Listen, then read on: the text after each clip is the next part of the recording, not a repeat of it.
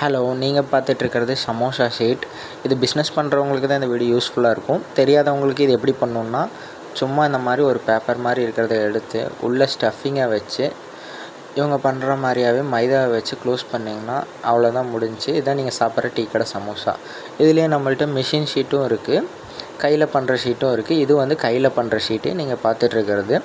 Business பண்ணுறவங்களுக்கு தான் இது ரெண்டுத்துக்கோட வித்தியாசம் தெரியும்.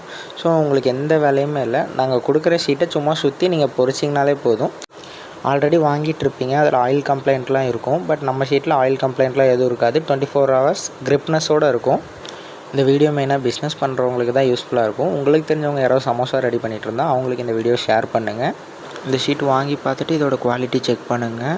பெஸ்ட்டாக இருக்கும்.